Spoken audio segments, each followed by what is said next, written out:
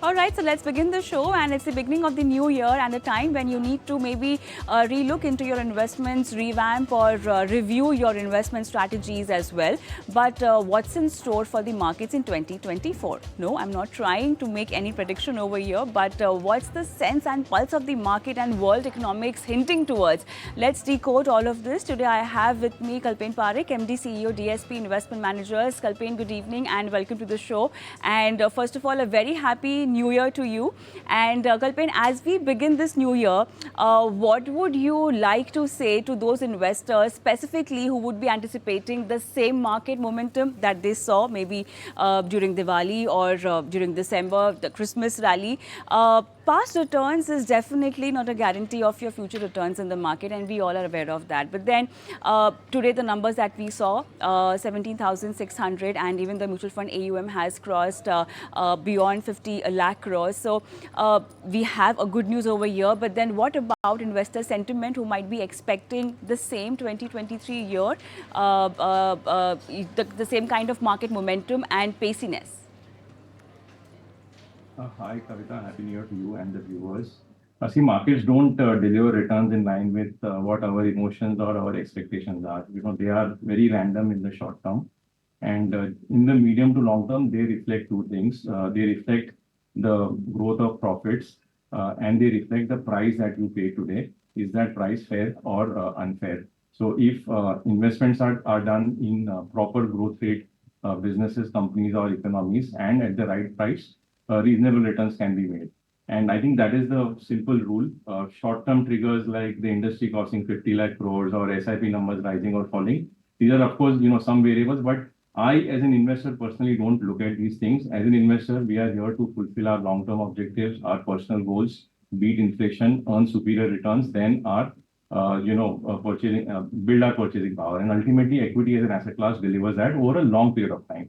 50% of times, there are chances that annual returns can be less than fixed income, and that is what the last 35 year history has shown. Now, which year will give that lesser return? No one can predict that in advance. Generally, we've always seen that when markets deliver much higher returns than the long-term returns of 12 to 14% that one has seen over 30 years, is a time to be a little bit cautious and moderate your return expectation. So we encourage more investors investing in India because penetration of equity as an asset class, equity is nothing but growth, is far lower. And thanks to various efforts in the last few years, more and more investors are embracing this journey. In this, there are two sets of investors. One who will be very long-term in nature, who are investing through SIP and disciplined asset allocation. They will generally benefit from the long-term growth as well as intermittent fluctuations. And there will be some short-term investors also who have to then rely mostly on luck that, okay, if this year also the same run of last year repeats, they should be happy. But we should be ready that, one can have moderation of returns because we've already seen a sharp run up. Valuations have, crossed certain threshold average numbers. And many pockets of the market, especially small and mid caps, do look expensive because more money is chasing less number of stocks. Exactly. I was in fact just coming to that point of moderating your expectations for mid cap and small cap. Everything always is not shiny and rosy in the market. And as far as mid cap and small caps are concerned, how do you moderate your expectations over here? Because you've seen a superb run up. Time to look towards large cap. What is your view on this and what is your house view on this? Yeah, our house view is reflected in our conduct. And last month when we launched our small cap quality index fund, we came with two nuances. One, it eliminated almost 70% of the portfolio, which was scoring poorly on the quality of business, on ROE, on leverage, on governance, on beta of the stock price, so on and so forth. So it only selected 50 companies out of the universe of 250. So quality becomes very important at points in time like today, when overall small and mid caps have become too popular and too exuberant. The second thing we did is we launched it as a SIP focused NFO, so that we encourage investors not to put money in lump sum but invest via staggered SIPs of 10-20 years. As we speak today, we have launched a multi-cap NFO. And the reason being that at least there we are again saying that instead of 100 rupees in small and mid cap, where most of the money is right now going in, 50% of the portfolio will be large cap. Some part of the portfolio may even have some global stocks of solid quality, but available at reasonable price. And again, a SIP recommended or a SIP focused NFO. So this is a reflection of our view that these are times to respect. And in just 2 months back, we did a multi-asset allocation fund, where again, the idea was to add extra asset classes like gold and fixed income and global equities, so that the investor is not only embracing one type of risk of what has done very well in the last 18 months or so.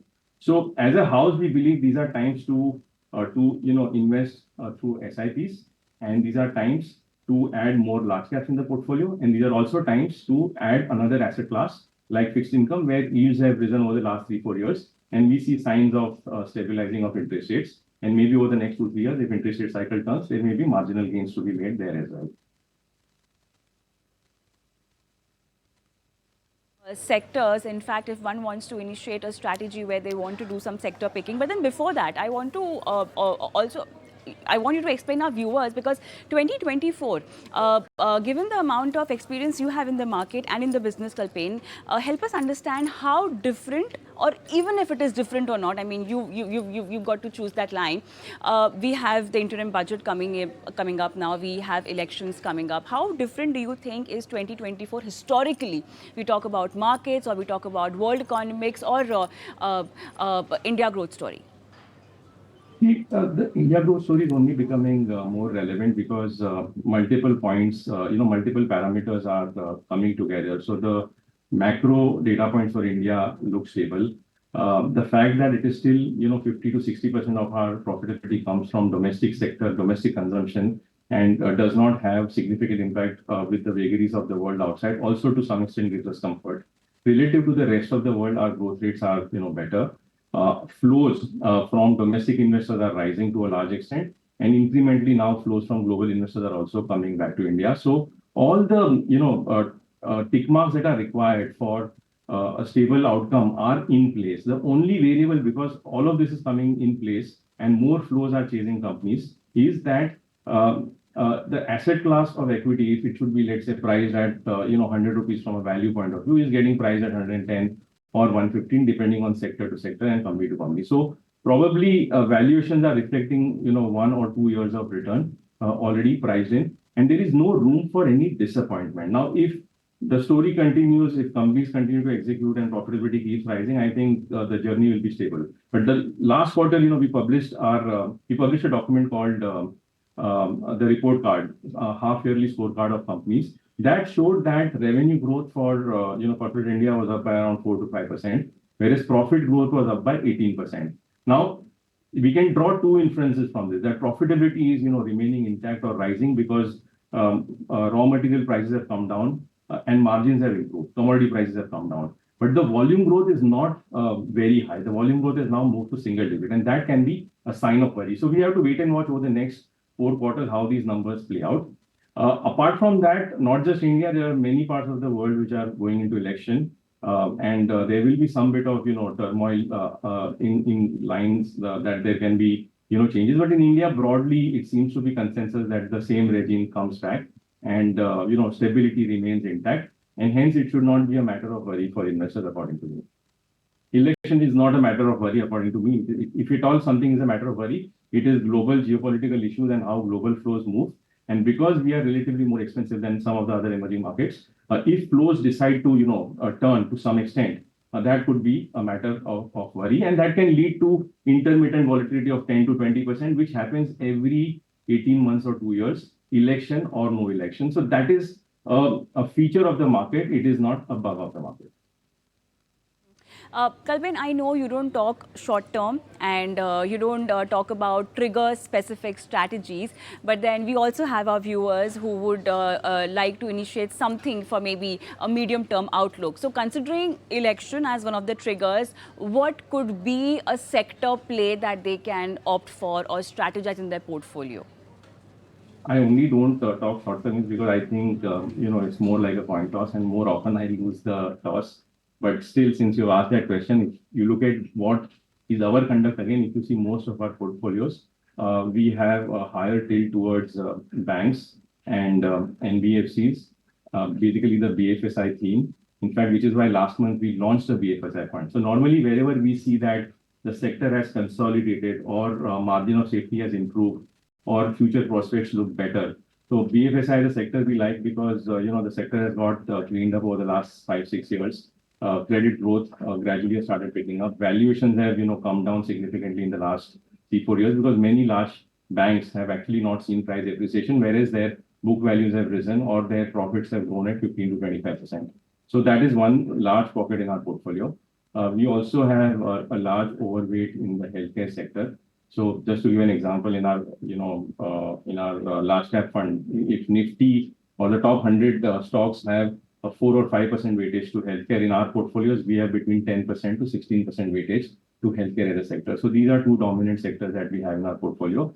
And apart from that, a little bit of auto ancillaries and, the manufacturing space. So broadly, that's our largest two weights or overweights are banking and healthcare.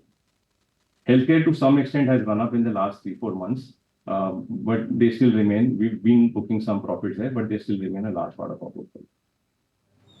All right, I have to really wrap up this discussion, but then before I let you go, what is your 2024 resolution or maybe your financial resolution if you have any?